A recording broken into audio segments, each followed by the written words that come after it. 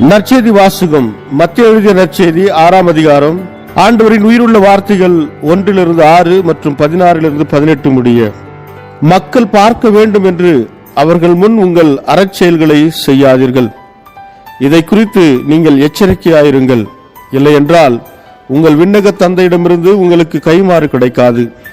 நீங்கள் தர்மம் செய்யும் போது உங்களை பற்றி தம்பட்டம் அடிக்காதீர்கள். வெளிவேடக்காரர் மக்கள் புகழ வேண்டும் என்று தொழுகை கூடங்களிலும் சந்துகளிலும் என்று அவ்வாறு செய்வர். அவர்கள் தங்களுக்குரிய கைமாறு பெற்றுவிட்டார்கள் என உறுதியாக உங்களுக்கு சொல்லுகிறேன். நீங்கள் தர்மம் செய்யும் போது உங்கள் வலக்கை செய்வது இடக்கைக்கு தெரியாதிருக்கட்டும். அப்பொழுது நீங்கள் செய்யும் தர்மம் மறைவாய் இருக்கும். மறைவாய் உள்ளதை காணும் உங்கள் தந்தையும் உங்களுக்கு கைமாறு அளிப்பார். நீங்கள் இறைவிட வேண்டும் பொழுது வெளிவேடக்காரரை போல் இருக்க வேண்டாம்.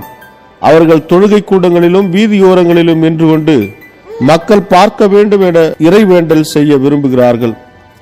அவர்கள் தங்களுக்குரிய கைமாறு பெற்றுவிட்டார்கள் என உறுதியாக உங்களுக்கு சொல்லுகிறேன்.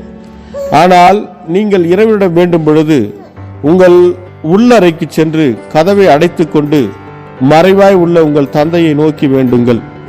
மறைவாய் உள்ளதை காணும் உங்கள் தந்தையும் உங்களுக்கு கைமாறு அளிப்பார். மேலும் நீங்கள் நோன்பு இருக்கும் போது வெளிவேடக்காரரை போல முகவாட்டமாயிருக்க வேண்டாம். தாங்கள் நோன்பு இருப்பதை மக்கள் பார்க்க வேண்டும் என்றே அவர்கள் தங்கள் முகங்களை விகாரப்படுத்திக் கொள்கிறார்கள்.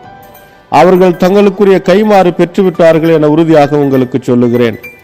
நீங்கள் நோன்பு இருக்கும் போது உங்கள் தலையில் எண்ணெய் தேய்த்து முகத்தை கழுவுங்கள்.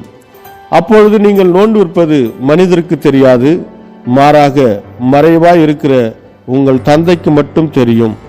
மறைவாய் உள்ளதை காணும் உங்கள் தந்தையும் உங்களுக்கு ஏற்ற கைமாறு அளிப்பார். இது வாழ்வு தரும் கிறிஸ்துவின் நற்செய்தி. கிறிஸ்துவே உமக்கு புகழ்.